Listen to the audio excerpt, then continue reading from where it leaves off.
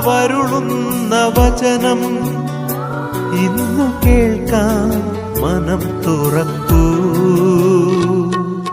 മനസ്സാകും വയലേലകളിൽ നിന്നും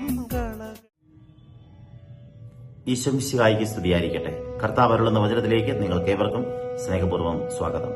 ഇന്നത്തെ വചനവിചിന്തനം വിശുദ്ധ യോഹന്നാന്റെ സുവിശേഷം 6-ാം അധ്യായം 16 മുതൽ 24 വരെയുള്ള തിരുവചനം വാക്യമാണ്. സന്ധ്യയായപ്പോൾ ശിഷ്യന്മാർ കടൽ തീരത്തേക്ക് പോയി. യേശു അവരോടൊപ്പം ഉണ്ടായിരുന്നില്ല. അവർ വഞ്ചിയിൽ കയറി കഫർനാമിലേക്ക് പുറപ്പെട്ടു.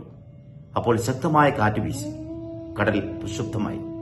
ഏകദേശം 3-4 മൈൽ വഞ്ചി സഞ്ചരിച്ചപ്പോൾ യേശു കടലിന്മേൽ നടന്ന് വഞ്ചിക്കരികിലേക്ക് വരുന്നത് ശിഷ്യന്മാർ കണ്ടു. അവർ ഭയപ്പെട്ടു. അപ്പോൾ യേശു പറഞ്ഞു, ഞാനാണ്, ഭയപ്പെടേണ്ട.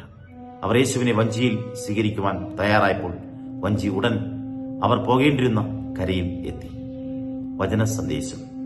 ഈ വചനത്തിൽ ശിഷ്യന്മാരുടെ ജീവിതത്തിലെ കാറ്റും തിരമാലകളും നമ്മുടെ ജീവിതത്തിലെ പ്രശ്നങ്ങളാണെന്ന് സൂചിപ്പിക്കുന്നത്. ചിലപ്പോൾ നമ്മൾ ദൈവത്തോടൊപ്പം നടക്കുമ്പോഴും ജീവിതത്തിൽ കൊടുങ്കാറ്റുകൾ ഉണ്ടാകാം. രോഗം, സാമ്പത്തിക ബുദ്ധിമുട്ട്, കുടുംബ പ്രശ്നങ്ങൾ, ഏകാന്തത, പരാജയം, ഇവയെല്ലാം നമ്മെ ഭയപ്പെടുത്താം. എന്നാൽ തിരമാലകളുടെ നടുവിൽ യേശു ശിഷ്യന്മാരുടെ അടുത്തേക്ക് വരുന്നു. അവിടെ പറയുന്ന വാക്കുകൾ ഇന്നും നമ്മോടുള്ള വാക്കുകളാണ്. ഞാനാണ്, ഭയപ്പെടേണ്ട. നമ്മുടെ പ്രശ്നങ്ങൾ ഉടൻ മാറണമെന്നില്ല. പക്ഷേ പ്രശ്നങ്ങളുടെ നടുവിൽ യേശു നമ്മോടൊപ്പം ഉണ്ടെന്ന ബോധ്യം നമ്മുടെ ഭയം മാറ്റും. ശിഷ്യന്മാർ യേശുവിനെ വഞ്ചിയിൽ സ്വീകരിച്ചപ്പോൾ അവർ ലക്ഷ്യസ്ഥാനത്തെത്തി. അതുപോലെ നമ്മുടെ ജീവിതത്തിന്റെ വഞ്ചിയിൽ യേശുവിന് സ്ഥാനം നൽകുമ്പോൾ കൊടുങ്കാറ്റുകൾക്കിടയിലും നമുക്ക് സുരക്ഷിതമായി മുന്നോട്ട് പോകുവാനായിട്ട് കഴിയും. ജീവിത സന്ദേശം. ഭയം വരുമ്പോൾ യേശുവിന്റെ ശബ്ദം കേൾക്കുക. ഭയപ്പെടേണ്ട. പ്രശ്നങ്ങളിൽ യേശുവിനെ മറക്കരുത്. ജീവിതത്തിന്റെ വഞ്ചിയിൽ യേശുവിനെ സ്വീകരിക്കുക. കൊടുങ്കാറ്റ് എത്ര ശക്തമായാലും യേശുവിന്റെ സാന്നിധ്യം അതിനേക്കാൾ ശക്തമാണ്. ദൈവം നമ്മോടൊപ്പമുണ്ടെങ്കിൽ നമ്മുടെ യാത്രയ്ക്ക് ലക്ഷ്യമുണ്ട്. നമുക്ക് പ്രാർത്ഥിക്കാം. കരുണാമയനായ യേശുവേ, എന്റെ ജീവിതത്തിൽ കാറ്റും തിരമാലകളും ഉയരുമ്പോൾ ഭയപ്പെടാതെ അങ്ങയിൽ വിശ്വസിക്കുവാൻ എന്നെ പഠിപ്പിക്കണമേ. ഞാനാണ്, ഭയപ്പെടേണ്ട എന്ന അങ്ങയുടെ വാക്ക് എന്റെ ഹൃദയത്തിന് ശക്തിയേകണമേ.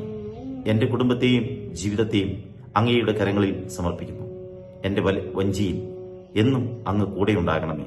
എല്ലാ പ്രതിസന്ധി ഘട്ടങ്ങളിലൂടെയും സുരക്ഷിതമായി ലക്ഷ്യസ്ഥാനത്ത് എത്തിച്ചേരാൻ എന്നെ അനുഗ്രഹിക്കണമേ. ആമേൻ. നമ്മുടെ കർത്താവ് യേശു മിശിഹായുടെ കൃപയും പിതാവായ ദൈവത്തിന്റെ സ്നേഹവും പരിശുദ്ധാത്മാവിന്റെ സഹവാസവും നാം എല്ലാവരോടും കൂടി ഉണ്ടായിരിക്കട്ടെ, ഇപ്പോഴും എപ്പോഴും എന്നേക്കും. ആമേൻ.